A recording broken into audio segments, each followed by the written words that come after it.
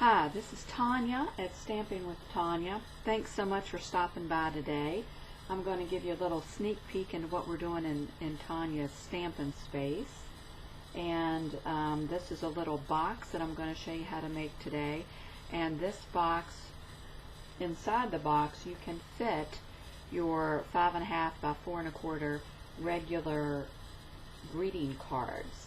And so we'll get started on that right now.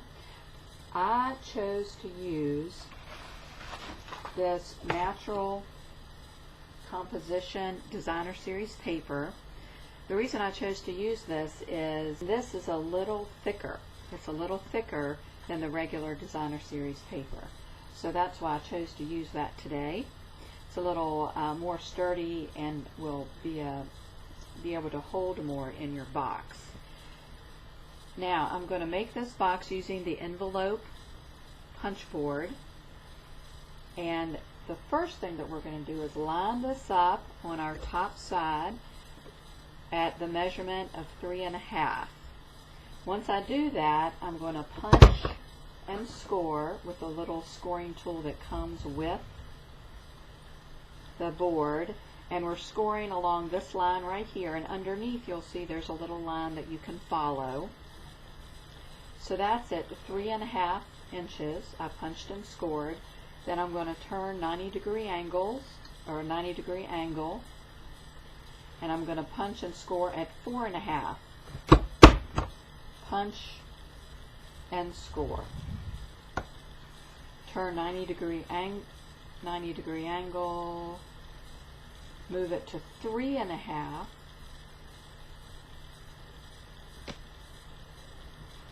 Punch and score. 90-degree angles, 4.5, punch and score. So see what we did there is we started out with 3.5, our measurement 3.5 inches, punch and score. Then at each corner we're going to rotate. This next corner is 4.5 inches, punch and score. Rotate again. 3.5 inches, punch and score. Rotate again, 4.5 inches, punch and score. Then once you've done your last one, notice you have one notch on each corner of the paper.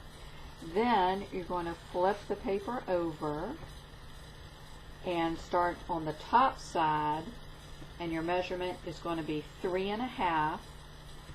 We're going to punch. We're not going to score because there's already a score line there. I'm not sure if you can see it on the camera, but there's already a score line there. So we're just punching at 3.5.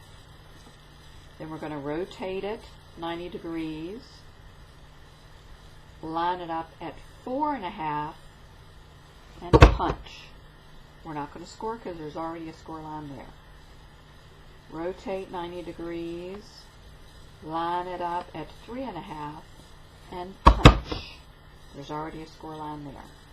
Rotate 90 degrees, line it up at 4.5, punch, and there's already a score mark there. So again, I started with 3.5 inches, punch. Rotate 4.5 inches, punch. Rotate 3.5 inches, punch. Rotate 4.5 inches, punch. Now that all of my sides have 2 notches, then the next thing I'm going to do, and this is just to make it easier to fold, these corners are going to be my flaps to close the box, and I want to be able to fold them evenly. So I'm just going to score right along the score line on each one of these. And again, this makes it so much easier to fold, and folding is key to getting the box put together quickly and easily. So now that I've done all of that, I want to make little tiny scores in these little triangles. These are the corners of the boxes that you will fold in. And again, along this score line, I'm just coming from the top of this little triangle, going down to the bottom. Again, this is like a little diamond shape, and I'm just scoring that so that it will fold more easily. Now, once I've done that, if you want, you can turn your punch board around and you can round off the corners.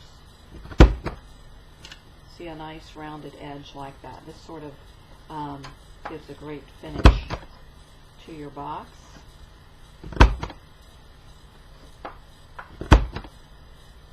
Alright, so now that I've done that, what you want to do is you want to fold everything really, really well along your score lines.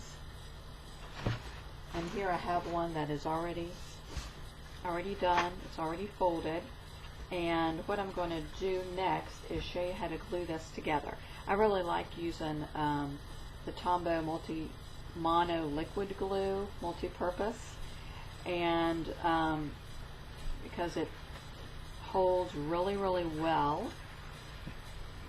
I'll show you here. I'm going to put the glue inside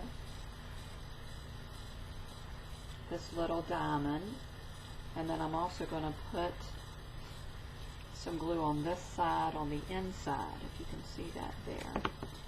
And then you're just going to have to hold it with your finger for about 30 seconds or so until there's a really good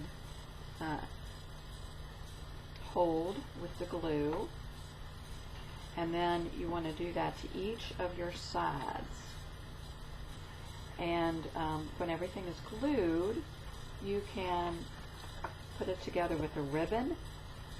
I think that's one of the best ways to do this. This is a project that we're going to make at a class that I have in February.